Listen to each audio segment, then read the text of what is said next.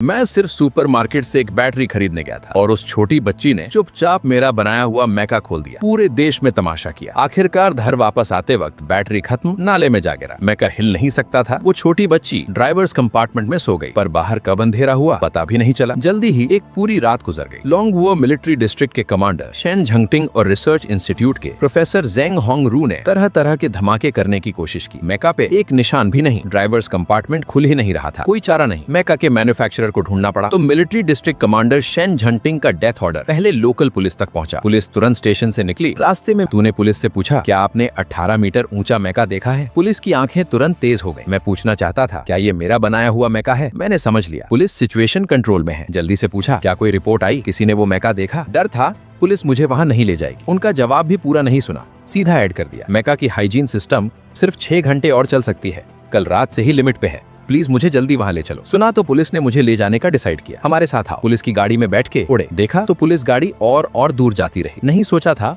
वो इतनी दूर तक भाग गई थी। जब पहाड़ पे मैका दिखा, लगा आसमान भी ठंडा था। आज के झूठे पापा की लाइफ खत्म होने वाली है। गाड़ी रुकी, मैंने दरवाजा ढकेला, मैका की तरफ दौड़ा, पर पूरी तरह हथियार बंद स्पेशल फोर्सेस ने रोका। ये मिलिट्री फॉरबिडन एरिया है। मशहूर पुलिस लिन शुतोंग हैरान, जल्दी से चीखा, रुको, गोली मत चलाना, ये मैका का मैन्युफैक्चरर है, इंसान बचाना है। ये कमोशन स्वाभाविक कमांडर शेन झंगटिंग और जेंग होंगरू को अट्रैक्ट किया। उन्होंने मुझे देखा, पूरे कपड़े तेल से भरे, एक आवारा जैसा। जेंग होंगरू मुख्य शहर जाने की हिम्मत नहीं की। चीफ लिन शुतोंग ने शेन झंगटिंग की तरफ इशारा किया। अभी शेन झंगटिंग मेरी पहचान पूछने वाला था। मैं इन बड़े लोगों से निपटने की फुर्सत में नहीं था। सीधा जेंग होंगरू के साइड से जैसे एक मिट्टी का गोला मैका तक दौड़ा। सबकी हैरान आंखों में मैं आसानी से मैका की कमर पे चढ़ गया। एक छिपी हुई आर्मर सीक्रेट कंपार्टमेंट खोली। कीबोर्ड की रोशनी अभी भी जल रही थी। मैंने एक सांस लिया, जल्दी से इंस्ट्रक्शन एंटर किया। रात के प्रेशर की आवाज के साथ आर्मर भारी, चेस्ट आर्मर धीरे से खुली। ड्राइवर्स कंपार्टमेंट से बाहर मैंने झांक के देखा, अंदर एक खून का दाग दिखा, पर लूशिया की छोटी सी दोस्त ठीक ठाक थी। सिर्फ रोने की वजह से जेंग सियांग को नींद भी बुरी आई। लूशिया, मैं सच में ज्यादा दूर नहीं गया था। उस छोटी सी हॉलो लड़की को उठाया, 2 बार थपथपाया, पीठ पे उल्टा गे के ढक्का, कुछ और नसीहत देने वाला था, पर तब तक जेंग होंगरू जैसे कोई सुंदर चीज देखी। आ जाओ नौजवान, आ जाओ, बता दो तेरा स्ट्रेटेजिक पर्पस क्या था? ये मैका बनाया, एंटी मिसाइल डिफेंस या extra terrestrial detection? Strategic purpose, ये तो प्रॉमिस की चीज थी। हमने आधा ड्राफ्ट लिया था जो होटोडोंग एक्सचेंज के प्रमोशनल प्रॉप्स के लिए। उन्होंने कहा बना दो, 1 लाख युआन मिलेगा। इस बार इमोशनली स्टेबल कमांडर शेन झंगटिंग भी टूट गया। कितना? 1 लाख? मतलब इतना बड़ा 18 मीटर ऊंचा जायंट मैका 1 लाख में दे दिया। इतने में बना भी लिया। शेन झंगटिंग ने स्टील बीस्ट को देखा, खुद के कानों पे यकीन नहीं आया। सिर्फ 20 टन का मैका, अभी स्टील का रेट 1000 टन से ज्यादा है। कच्चे लोहे में भी नहीं आता। जेंग होंगरू ने भी बेवकूफ का एक्सप्रेशन लगाया। मैंने कचरा रिसर्च किया है, अगर ये कच्चा लोहा बेच के बात करो तो 400 टन से ज्यादा का, फिर भी 1 लाख कैसे बनेंगे? लिन शुतोंग ने बिना एक शब्द कहे मैं 1 लाख बना सकता था। ये सुन के मैं गलत हो गया। मैंने सर झुकाया। तुझे तो लग नहीं रहा था महंगा क्या होता है? 1 लाख मेरे लिए बहुत बड़ा अमाउंट था। कच्चे लोहे में भी 1 लाख नहीं मिलता। आसपास के टेक्निकल ऑफिसर्स का ग्रुप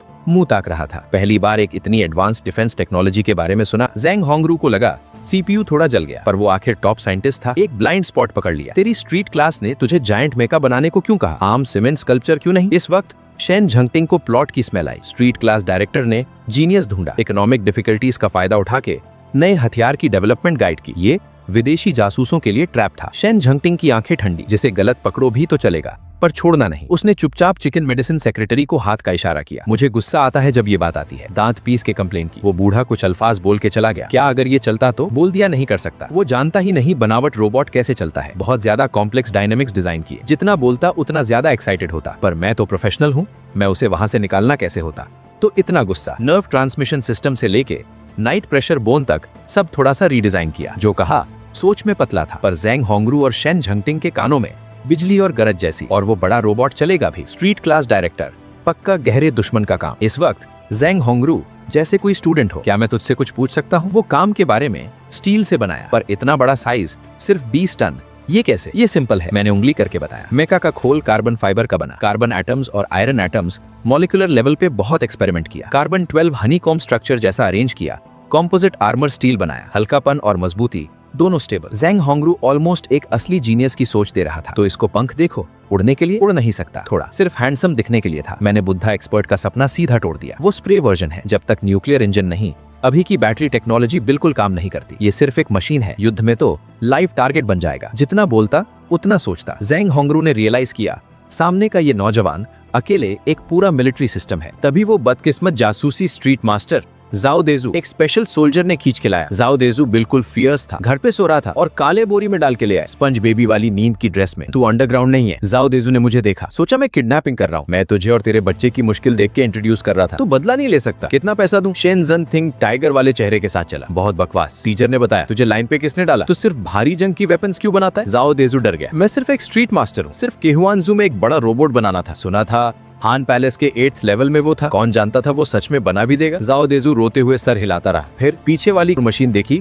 और रुक गया, लगभग बेहोश हो गया। ज़ेंग होंगरू पास में मजा ले रहा था। ज़ेंग होंगरू ने जाओ देजू की तरफ उंगली की। ये सच में एक ड्रैगन था, अभी बोला चल भी सकता है, सच में बना भी लिया। मैं शर्मिंदा था, मैं एक क्राफ्ट्समैन हूँ, क्या साइन तोड़ सकता हूँ? पास वाली ज़ेंग शूरैन हंसी रोक नहीं पाई। ज़ेंग होंगरू ने मुस्कुरा के हंसा, अच्छा है ये ड्रैगन अच्छा है। अगर ये ड्रैगन नहीं होता तो एक वाइल्ड जीनियस ढूंढ के नेशनल वर्जन में ले आते। शाओलू हम इस रोबोट को रिसर्च इंस्टीट्यूट से कैसे खरीदे? नहीं कर सकता, सीधी बात। मैंने डायरेक्टर जाओ से प्रॉमिस किया था कमर्शियल के लिए यूज करूंगा। शेन जंग हैरान, तुम इस बड़े खतरनाक चीज को सड़क पे कमर्शियल के लिए ले जाओगे? ज़ेंग होंगरू की एक गहरी मुस्कुराहट। लाओ शेन, इतनी हाईटेक चीज बाहर एग्जीबिशन पे रख दो, कौन मानेगा असली है? अभी शेन जंग ने तुरंत जाओ देजू की तरफ मुड़ा। हम चाहते हैं इस मशीन का हक। एग्जीबिशन जाओ 9 पर तुझे एक साइंड कॉन्फिडेंशियलिटी एग्रीमेंट देनी होगी। जाओ देजू को कुछ उल्टा बोलने की हिम्मत नहीं थी, बस अचानक मन बदल गया। सब डर गए, मशीन धमाका न करे। लगभग 9 बज गए, मेरा दिल बैठ गया। शाह अभी किंडरगार्टन जाएगी। अब पूरी चिंग शिया होंग गायब हो गई। शेन जंग ने दांत पीस लिए। एक मशहूर नेशनल ट्रेजर एक्सपर्ट किंडरगार्टन की लड़ाई में उलझी। शेन जंग ने मजबूरी में हाथ हिलाया। ऑफिसर लिन, पुलिस कार से बच्ची को स्कूल छोड़ दो, प्रिंसिपल को बता दो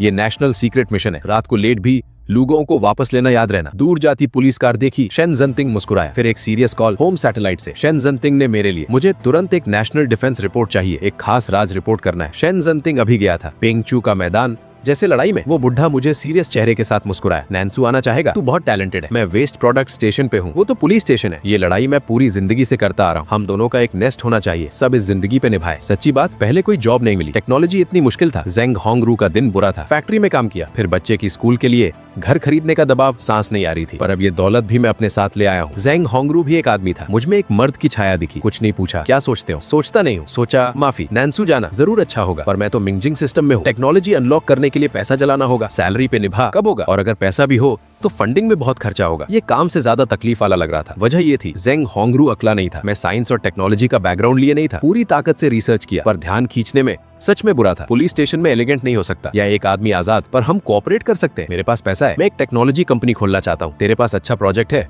मुझे दे दे। ज़ेंग होंगरू ने सांस ली। मैं भी जानता हूँ टेक्नोलॉजी थोड़ी अजीब है, जब तक तूने कुछ नहीं बोला। आखिरकार नैन्सू ने 20 करोड़ देके ये मैक खरीदा। कमर्शियल प्रमोशन जो चंद्रशेखर को रेंट पे दिया। 20 करोड़ सुनने में बड़ा लगता था, असली में खरीदने वाले के मेन फाइटर का पैसा था। पर मेरी मैक की टेक्नोलॉजी दुनिया की किसी भी फाइटर से लड़ सकती थी। नैन्सू का टर्नओवर था। अकाउंट में लंबी लाइन देखी। लिन इले का मुंह पुरानियों से भर गया। किंडरगार्टन की राह में लिन जैंगकन ड्राइवर था, उसकी बेटी पीछे लीशिया के साथ बैठ के साथ थी। बुजुर्ग लिन का दिल गिरने वाला। तो झेंग मिंग नान ने कहा, जो नौजवान पैसा खर्चा कर रहा था पक्का आम आदमी नहीं था। तेरा पापा क्या करता है? लिन जैंगकन भी एक बूढ़ा फाट था, मुंह टाइट, पर इस छोटी लड़की से बात करने से रुक नहीं सका। मेरे पापा ने वेस्ट प्रोडक्ट एक्विजिशन स्टेशन खोला है। सड़क के सारे पड़ोसी कहते हैं पापा बहुत अच्छा है, पर कुछ लोग कहते हैं वो दूर गया और वापस नहीं आया। छोटी लड़की का मूड देख के लिन शूतोंग ने पापा की तरफ देखा, जल्दी से उसे रोना बंद कराया। भूखी नहीं हूँ दीदी, मैंने नाश्ता करवाया, फिर किंडरगार्टन। पर तभी लूशिया की आंखें अचानक चमक गई। लिन शूतोंग को घूर के देखा। दीदी को मत पकड़ो, तुम पुलिस हो, इतनी सुंदर, मुझे नया माँ क्यों नहीं देती? लिन शूतोंग का पूरा चेहरा, ये माँ क्यों है? ये पूरे कपड़े अभी भी क्यों? सामने लिन जैंगकन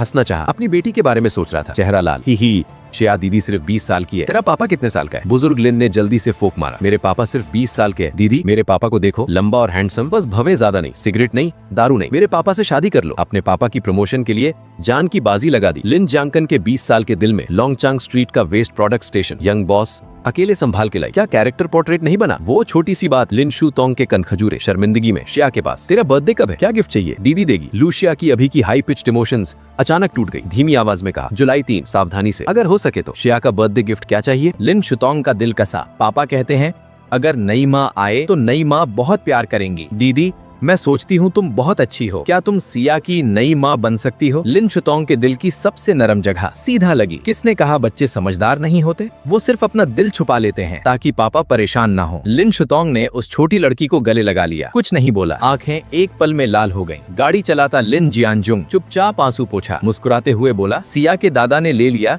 तो दीदी की गॉड डॉटर बनेगी तू। आगे स्कूल में कोई तंग करे सीधा रोंगचांग स्ट्रीट पे आ जाना, मैं देखता हूँ कौन हाथ लगाता है। क्या दीदी नई माँ बन सकती है? छोटी लड़की ने पूछा। ये बुरा थोड़ा ही है, पापा का दीदी के साथ ज्यादा मिलना होगा आगे। लिन जियानजुन ने दिल में हाहा किया, पर अंदर से गाली दे रहा था। पर इस छोटी लड़की को देख के उसका सपना तोड़ना नहीं चाहता था। दोनों मिलके सिया को नाश्ता करवाया। किंडरगार्टन पहुंचते पहुंचते लगभग 10 बज गए। अभी टीचर को बच्चा सौंपा था। ब्रांच डायरेक्टर ची टिटेजुन का लाइफ सेविंग कॉल आया। लिन जियानजुन हैरान, क्यों ये पुराना कॉमरेड इस वक्त ढूंढ रहा था। पुराना यार, कोई काम है? तेरी बेटी पास में है? ची टिटेजुन गुस्से में, इन दिनों अपनी बेटी के लिए कुछ नहीं करना, बस उस छोटी लड़की के साथ रहे। लिन जियानजुन को कुछ लगा। ची टिटेजुन, तू कुत्ते जैसा मेरी बेटी को दाई बना दिया, सीधा एक्सप्लेन नहीं करता, आ मैं तुझे थप्पड़ लूंगा। बॉल्ड गूज। ची टिटेजुन, तेरी बेटी को किंडरगार्टन के दरवाजे पे रहने बोल। लिन जियानजुन, दिमाग में पानी, पर पुराना यार बिना वजह नहीं बुलाता। बेटी को दरवाजे पे पकड़ने दिया और वो सीधा स्टेशन वापस आते ही पूरा ब्रांच मैस था। ची टिटेजुन ने लिन जियानजुन को खींच लिया। ये जापान वाले आए क्या? सामान बांध के भाग रहे हो? ची टिटेजुन ने एक लात मारी। 3 दिन में मकान खाली करो, मकान गिरवाई देना, सीधा मिनिस्ट्री ऑफ पब्लिक सिक्योरिटी का हुक्म है, हमें यहाँ से हटना है। ची टिटेजुन ने एक एड्रेस निकाला, जाओ या नहीं, ऊपर से नीचे तक पूरा रास्ता है।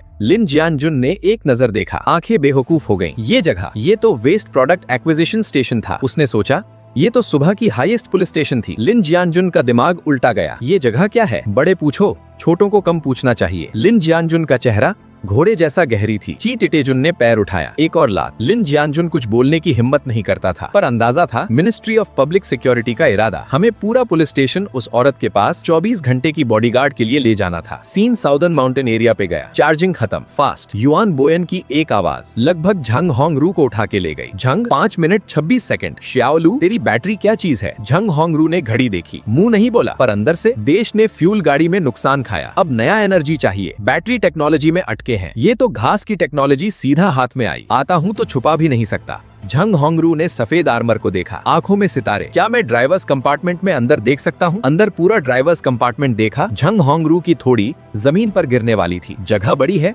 पर असली बात सीट सस्पेंशन सिस्टम है। ये seat suspension system light electric sensor signal transmission से वायर ट्रांसमिशन से ज्यादा इंटरफेरेंस का खतरा कम है। उसने एक्सप्लेन किया, लाइट इलेक्ट्रिक सेंसर इस इंटरफेरेंस से नहीं डरती, इसलिए सीट सुपर कंडक्टर से बनी है। सुपर कंडक्टर ब्रेक कर रहा है। झंग होंगरू चीखा, सब बुरा हो गया। हाँ, ये टेक्नोलॉजी मेरे पास है, पर ज्यादा रिएक्शंस नहीं, पैसा नहीं, मटेरियल्स नहीं। झंग होंगरू बिल्कुल रिफ्यूज नहीं कर सका। मेरा वर्करूम देखना चाहता था। कैसी डिवाइन जगह है, ये सोच के मैंने नहीं रोका, उसे जंक यार्ड ले गया। यार्ड में दाखिल होते ही झंग होंगरू ने जंग लगा हुआ लोहा देखा। दीवार से सड़ने की बदबू आई। उसका एक्सप्रेशन कमाल का था, कैसे सोचा नहीं था। ये मैक इस कचरा ढेर से निकला था, एकदम उल्टा। यहाँ से शुरू किया, शर्मिंदा था। असेंबली रूम में ले जाते हुए वान ई ने धक्का दिया। झंग होंगरू की आंखें फैल गईं। हालांकि नानसू के वुशेन वर्कशॉप जैसा एडवांस नहीं था, पर बाहर की कचरा ढेर, बिल्कुल दो अलग दुनिया। खासकर वो अजीब शेप्स वाली मशीनें, उनका प्रिंसिपल भी वो समझ नहीं सका। श्याओलू, ये मेरा खुद का पहली जनरेशन बीम कंप्रेसर है, इसे कंप्रेस करने के लिए यूज करता हूँ। मैं तो आम तौर पर इसे मेटल कचरा पैक करके पैसे कमाने के लिए यूज करता हूँ। ज़ैंग होंगरू का दिल खून रो रहा था। ग्रेविटी फोर्स और वर्ड फोर्स कंप्रेस्ड, अंदर की मटेरियल और सेल्फ क्लीनिंग ऑयल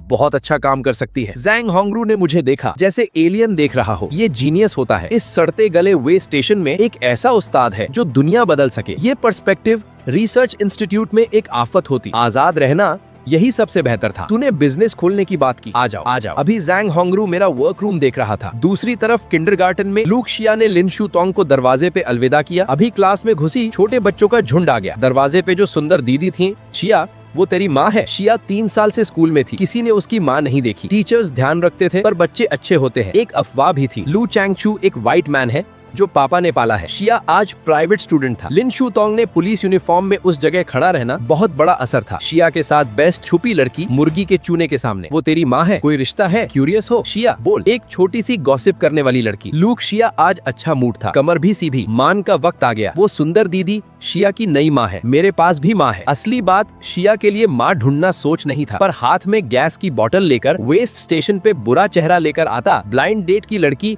हालत सुन के खरगोश से तेज भाग जाती। शिया के दिल का दर्द था, इसी वजह से मजाक भी होता। शिया के दिल में माँ का एक सेक्रेड पोजीशन था। एक है तो वो सबसे करीबी वाली बात है। इतनी सुंदर दीदी तेरी माँ कैसे हो सकती है? होती तो पेरेंट मीटिंग में पहले आती। शिया ब्रैगिंग नहीं कर रही, सुबह ने ही माँ बनने का प्रॉमिस किया। लू शिया का छोटा चेहरा लाल हो गया। हा, सुबह स्टेप माँ का प्रॉमिस लिया। बेवकूफ माँ, साथ में बढ़ने के लिए।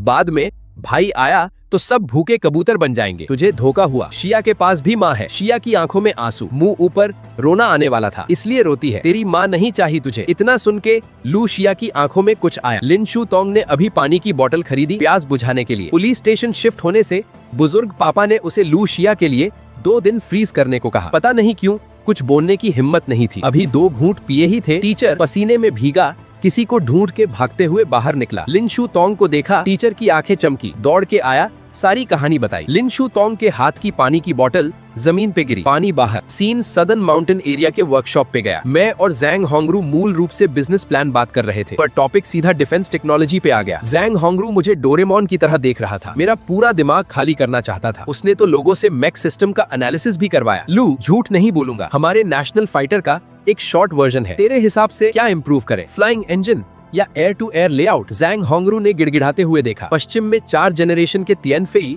हम दूसरी जनरेशन वाले मशीन से खेल रहे हैं। सच में लड़ना पड़ा तो जान से भर के लड़ना होगा। ये कौन झेल सकता है? पुराना इंसान, जब तू मुझे पराया नहीं समझता, मैं भी सीधा बता देता हूँ। सफर से पहले वो क्या जमाना था, पर 20 साल की तिएनफेई एरा देखा। अभी पूरी दुनिया 20वीं सदी के एंड में है। पता नहीं कहाँ जाना है। सिर्फ झंडे की नाक सुपर कार के सामने झुक सकती है। मैं मुस्कुराया, मुड़ा, कचरे के ढेर से एक आइडल सा अनसोफिस्टिकेटेड ड्राइंग निकाला। ये दूसरी तरफ का नहीं है, 20वां वाला है। थोड़ा लाल, थोड़ा सरदर्द, और उसके पास लिखे अमेजिंग डेटा। प्राइस सिर्फ एक इंसान अगर बना दिया तो वो पश्चिम वाले पैंट गीला कर लेंगे। असली में मेरे पास 36 सफेद पेपर है, पर निकाले नहीं। ज्यादा बड़ा उल्टा प्रॉब्लम। हमारे देश का अभी इंडस्ट्रियल बेस 6ठी जनरेशन मशीन भी नहीं बना सकता। एडवांस करना पड़ेगा। जब वो हाई एंड, मैं उसे उड़वा सकता हूँ। फाइटर की टेक्नोलॉजी बनाना सिर्फ एक छोटी राह पे मार मारना है। ये कागज हमें बेचो। कितना कह रहे हो? जैंग होंगरू एक्साइटेड था, हाथ हिल रहे थे। वो 20 करोड़ वाला मैक आर्मर बिल्कुल तो सीधा गिफ्ट था, रिवर्स रिसर्च के लिए। पर इस कागज के सामने तुरंत कॉम्बैट पावर प्रोड्यूस कर सकते हैं। कीमत कंपेयर ही नहीं होती। मेरे कीमत सोचने का इंतजार नहीं किया, पहले पेट ने विरोध किया। जैंग होंगरू का पूरा चेहरा लाल हो गया। उसका पेट भी साथ में बार्गेनिंग कर रहा था। सुबह से खींच के लाया, अब तक लो वाटर लेवल था। हा हा, जाओ मेरे घर में खाना खाओ। जैंग होंगरू बाहर नहीं है। मैंने सर झुकाया, उसे अंदर कॉर्नर की तरफ ले गया। घर नहीं जाना क्या? अंदर क्यों जा रहे हैं? तेल और गीली वाली छोटी दरवाजी ढकेली। जैंग होंगरू की आंखें बेवकूफ, ये घर नहीं, सामान से भरा स्टोरेज रूम है। इसका नेक्स्ट पार्ट देखने के लिए सब्सक्राइब कर लेना दोस्तों। एक सादी सी पलंग, एक पैर मिसिंग, मेज पे एक भी खिड़की नहीं, रोशनी सिर्फ गाड़ी की खिड़की से आती थी। ये सोचना भी मुश्किल था, एक ऐसी चीज जो शायद देश की तकदीर बदल दे इस तेल भरी मेज पे बनी थी। शाओलू तो यहाँ रहता है? बुजुर्ग की आवाज सब कुछ बोल देती थी। हाँ, शादी के वक्त एक घर खरीदा था, बाद में बीवी प्रेशर में ले गई। अकेले पेमेंट्स नहीं कर सका, बैंक ने ले लिया। बचा हुआ पैसा स्क्रैप यार्ड को रेंट पे दिया। बस ऐसे ही गुजारा किया। मैं खुद से बोल रहा था जैसे किसी और की कहानी सुना रहा हूँ। जेंग होंगरू का दिल बाहर गया। काम क्या किया? पहले स्टेट ओन्ड एंटरप्राइज में हानगोंग करता था। डिवोर्स की वजह से सब उल्टा सीधा हुआ, घर भी हुआ बर्बाद। फैक्ट्री ने कहा मैंने स्टेट ओन्ड एंटरप्राइज की इमेज खराब की, निकाला गया। थोड़ा खुद परस्त हूँ, ज्यादा नाटक नहीं करता। जेंग होंगरू की भवें एक पल में गोड़ बन गई। बाजी का हानगोंग, बीबी गोड, इसी वजह से निकाला। अंधा भी कैट यूरिन देख सकता है इसमें। जरूर किसी ने रोल प्ले करना था। मैं हॉस्पिटल जाता हूँ, तू थोड़ा घूमो यहाँ, बाद में बात करते हैं। बात करते करते मेरी नजर कहीं और थी। झुक के जेंग होंगरू बुलाना भी भूल गया। देख क्या रहा है, पीछे आ, कब तक बस से जाना पड़ेगा? जेंग होंगरू ने खुद को देखा। मैं नहीं जाऊंगा, पास वाले पुलिस ऑफिसर ने बोला। शेन जांगतिंग पहले से मेरी इंपॉर्टेंस समझ गया था, इसलिए नहीं हिला। मेरे लिए एक पुलिस ऑफिसर अरेंज किया, पर ये जेंग होंगरू का पुलिस ऑफिसर था। असली में जेंग होंगरू के पास भी बॉडीगार्ड्स थे, पर वो मिलिट्री का सिस्टम नहीं था, नेशनल सिक्योरिटी डिपार्टमेंट का था। जेंग होंगरू की जिंदगी की सेफ्टी सीक्रेटली इंश्योर करते थे। सिक्योरिटी रजिस्ट्रेशन अकेले पुलिस ऑफिसर से नीचे। बस इस पुलिस ऑफिसर के सामने वो बिल्कुल नया था, कुछ भी नहीं देखा। अपना ही प्रोटेक्शन टारगेट भाग गया। रिमाइंड करने के लिए कोई चाहिए था, इसलिए जल्दी पीछे दौड़ा। जल्द ही बाहर गाड़ियां, इंजन की आवाज और तेज। जेंग होंगरू एक कॉल करना चाहता था अपनी पोती जेंग शूरान को, थोड़ी डम्पलिंग्स लेके आने को, साथ में कुछ सब्जियां। यहाँ बैठ के इंतजार कर, बेटी को लेकर आऊंगा, साथ में खाना खाते हैं। पोती का इंतजार करते वक्त बुढ़ा बोर हुआ, स्टूडियो में घूमने लगा। जल्द ही एक रैंडम डिजाइन्स का ढेर उसका ध्यान खींच लिया। खिसकने नहीं चाहता था, पर जब सोचा पैसा लेकर खुद नजर डालेंगे तो चलता है, वो वेलकम है। वो सच में क्यूरियस था, यहाँ क्या है, कितनी चीजें हैं जो उसे इंटरेस्टेड करें। वैसे भी जब भी काम खत्म हो खुद को बेच देना बेहतर है। जब वो एक विंड लीफ जैसी वॉर मशीन की फोटो की तरफ मुड़ा, एक सीरीज ऑफ क्वेश्चन मार्क्स उसके दिमाग में। ये डिजाइन एक वॉर मशीन था, वो देख सकता था, पर अटैक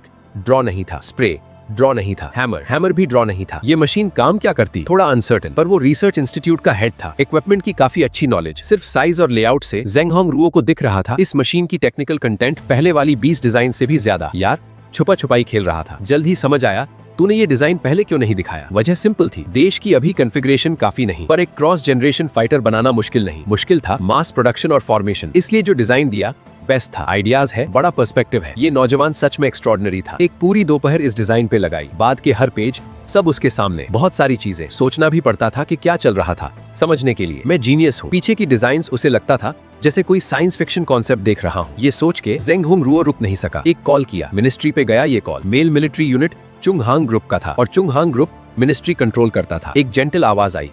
जेंग होंग रुओ ने पोलाइटली जनरल मैनेजर को रिपोर्ट किया, रेन हाओ को कुछ बताना है। फोन रखने के बाद जेंग होंग रुओ ने थोड़ा अपनी एरोगेंस पे पछतावा हुआ। आखिर वो देश के जिम्मेदार हैं। मैं बस कुछ की वजह से उस बुढ़ा को डिस्टर्ब किया। थोड़ा सपने जैसा, पर रिजल्ट अच्छा था। सब जानने के बाद सिर्फ एक चीज बोली, कॉमरेड लू चेंचियो को समझाना होगा। बहुत कुछ है कहने को, लगभग एक परमिशन जैसी। जेंग होंग रू के बिहेवियर बदलने के लिए लीगल परमिशन के अंदर कोई रुकावट नहीं। ऐसा फील्ड सच में मुझारे लायक है। ऐसा नौजवान जीनियस। घुमा, सोचा। एक और कॉल। हे पुराने ली, तू बिजी मैनेजर है, तेरे से काम था। आधे घंटे से कम में एक लाल घर की किताब बैंक मैनेजर ने जेंग होंग रू के पास भेजी। जेंग होंग रू ने मुड़ा। हाउसकीपर ईलान हेनन, मेरा नाम लिखा। इस बार जेंग शुरान भी जेंग होंग रू के पास आई। पहले सुना, दादा ने अपना पैसा लगा के एक घर वापस कराया, काफी मिलियन। बोल सकते हैं पुराने जेंग का घर खाली कर दिया। पर जेंग शुरान ने ज्यादा नहीं कहा, ज्यादा नहीं पूछा, सिर्फ चुपचाप जो खाना अभी खरीदा था रात के खाने की तैयारी के लिए ले गया। बैंक मैनेजर घर की किताब दे के पहले ही निकल गया। जेंग होंग रू वर्करूम में बैठ गया। उंगलियां घर की किताब के कवर पे रिदमिकली बढ़ रही थी। पता नहीं, मैं वापस आकर देखूं घर रिडीम हो गया, तब क्या होगा। हॉस्पिटल के दरवाजे के गार्ड ने अभी एक कार रोकने के लिए कहा। मैं गाड़ी से निकला, हॉस्पिटल में भाग के गया। लिन शुतोंग दरवाजे पे पहले से इंतजार कर रहा था। मिस्टर लू, मुझे देखते ही लिन शुतोंग ने माफी मांगी। मेरी गलत था, मुझे पहले से पता था। उस वक्त मैंने लिन शुतोंग को कंफर्ट किया। तू बच्चों के साथ बच्चों वाली लड़ाई में नहीं था, किंडरगार्टन में। ये तेरी गलत कैसे हो सकती थी। पर लिन शुतोंग ने लू शिया की बुरी हालत सोचा। कुछ और कहना चाहता था, पर मैं पहले ही वार्ड में जा चुका था। बेड पे लेटे हुए देखा लू शिया, चेहरा खून से लता। एक पंच दिल में लगा। अपना गुस्सा दबा के जितना हो सके कामली वार्ड के बाकी लोगों को देखा। वार्ड में 2 जाने पहचाने टीचर्स के अलावा 2 ठीक ठाक मर्द औरत भी थे। मर्द बड़ा और मीठा, औरत चमकदार, दोनों 30-40 के बीच। मुझे देखते ही मर्द की आंखों में एक अंदाज धुआं दिसा, फिर धुआं बिका। तो तुम इस छोटी लड़की के पापा हो? तेरी लड़की ने मेरे बेटे को मारा, बता क्या करना है। दूसरी तरफ के 2 किंडरगार्टन टीचर्स सब फियर्स, आंखें बंद करके इस कपल को देखा। सिर्फ मेरे बेटे का चेहरा देखो, अभी भी लाल है। मैं कह रहा हूँ, अगर आज सेटिस्फाइंग जवाब नहीं मिला हम यहाँ से नहीं जाएंगे। पर्दे के दूसरी तरफ औरत ने कहा। लू शू पलंग पे सोते कुत्ते जैसी नींद, आंखें बंद करके। टाइगर माँ बाओ बुयान। टीचर ने तुरंत जवाब दिया। हाथ उठा वाली साफ टाइगर थी। तेरी क्या गलत? मुझे समझ नहीं आता। मेरे बेटे ने तेरी बेटी क्यों मारा? दूसरों को नहीं मारता। जरूर तेरी बेटी का कसूर था। मेरे बेटे का चेहरा देखा है, अभी भी लाल है। जरूर तेरी बेटी ने पहले हाथ उठाया। टाइगर माँ ने गर्दन फराजी से बोला। पहले पता करना चाहता हूँ क्या हुआ। मैंने कपल की तरफ नहीं देखा, टीचर को देखा। हमने खुद नहीं देखा। बाकी बच्चों की आवाज सुन के जब पहुंचे, शिया पहले से ऐसी थी। टीचर हे और टीचर लियू ने मुझसे और शिया के पापा से माफी मांगी। हमारी गलत थी। इन 2 सच्चे टीचर से ज्यादा नहीं बोल सका। आखिर एक क्लास में 4-5 बच्चे, आमतौर पर 2-3 टीचर्स,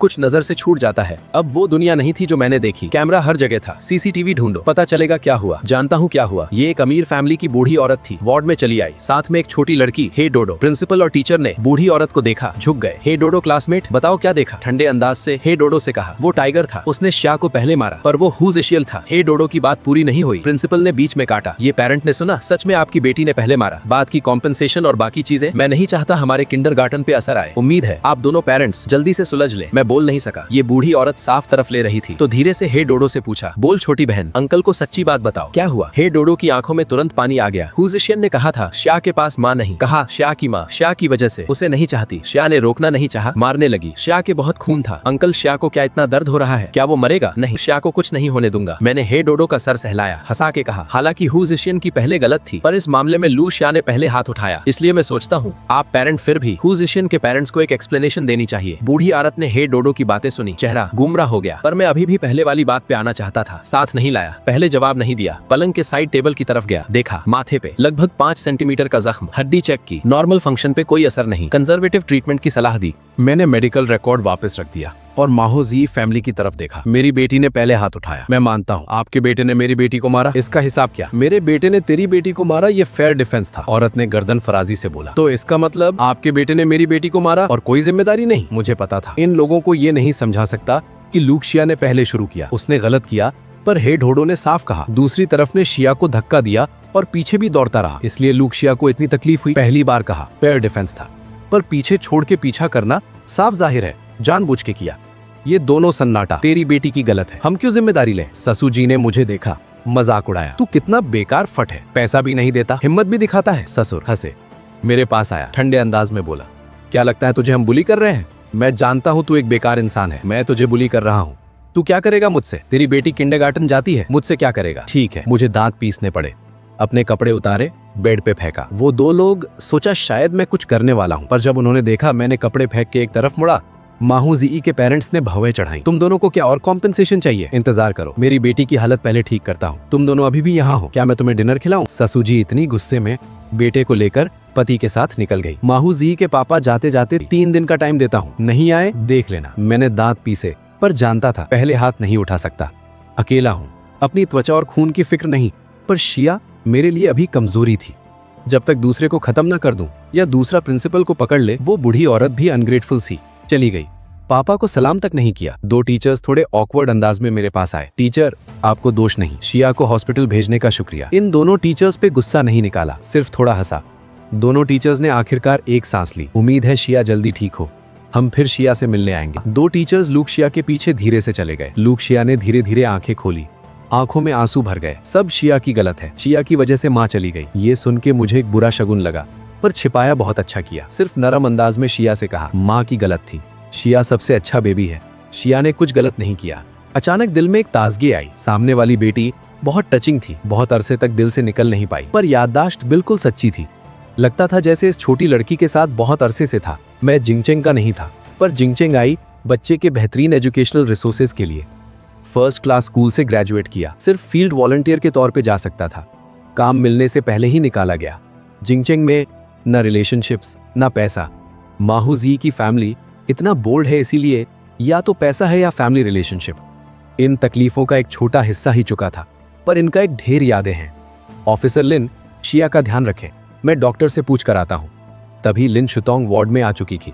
मैंने उसे शिया की देखभाल करने को कहा। बच्चे की नाक और हड्डी का फ्रैक्चर, क्योंकि छोटापन में रोशनी सजेस्ट नहीं करते, सिर्फ ऑब्जर्वेशन और ट्रीटमेंट कंटिन्यू। डॉक्टर ने मेडिकल रिकॉर्ड देखा। डॉक्टर, शिया की शक्ल खराब होगी? शिया आखिर लड़की थी, अगर आगे शक्ल खराब हो गई, थोड़ा डरता था ये सोच के। डॉक्टर ने कुछ नहीं कहा। ठीक है, शुक्रिया। मैंने सर झुकाया। अभी इस वक्त भी सिटी का इतना ज्यादा प्रमोशन नहीं था, बड़े शहर के सिर्फ कुछ हॉस्पिटल्स में था। जिंगचेंग प्रोविंशियल डिस्ट्रिक्ट था। फर्स्ट ईयर सिटी नहीं पहुंचा अभी, बिल्कुल कोई रास्ता नहीं, सिर्फ वापस जाके शाह के कपड़े साफ करना था। लिन शुतोंग से एक लाइफ लॉन्ग बात करके पुलिस ऑफिसर मुझे वेस्ट स्टेशन वापस ले गया। जब वापस आया, जिंग होंगरू के पापा ने मुस्कुराते हुए स्वागत किया। अंदर आते ही जिंग होंगरू ने मेरा चेहरा बुरा देखा। क्या हुआ लू? बच्चे को क्या हुआ? बच्चे को कुछ नहीं। क्या आप एक और दिन आ सकते हैं? शिया कुछ दिन हॉस्पिटल में रहेगी, शायद इन दिनों वक्त नहीं होगा बात करने का। मैं अपनी पोती को खाना बनाने देता हूँ, वो कुछ शिया के लिए लिया है। जिंग होंगरू ने शांत अंदाज में कहा। धन्यवाद। जिंग होंगरू गार्ड की तरफ मुड़ा। एक एक्सप्रेशन। गार्ड आगे आया 151 के बाद कुछ बोलने के लिए। गार्ड की डिस्क्रिप्शन सुनने के बाद जिंग होंगरू गुस्से से आग लगा, पर मेरी तरफ देखा जो अभी भी सामान समेट रहा था। गुस्सा फिर से दबा लिया। कितनी हिम्मत, बिल्कुल गैर कानूनी। जिंग होंगरू ने धीरे से रोया। अगले कुछ दिनों में उनके पेरेंट्स के साथ रहना, अगर कुछ प्रॉब्लम हो, जरूरत हो तो गोली मार देना। जिंग होंगरू ने सुना मेरी बेटी को हॉस्पिटल में रहना है। जानता था सिर्फ आम बच्चों की लड़ाई नहीं, हॉस्पिटल तक पहुंचना इतना गंभीर था। सिर्फ वो नहीं सोचा था मुझ जैसे देसी इंसान को इतना बुली किया जाएगा, चाहे वो पीछे की 2 तस्वीरें भी ना हो। सिर्फ एक नया मशीन भी था जो देश की मिलिट्री को एक ब्रेक थ्रू दे सकती थी। एक ऐसा मशीन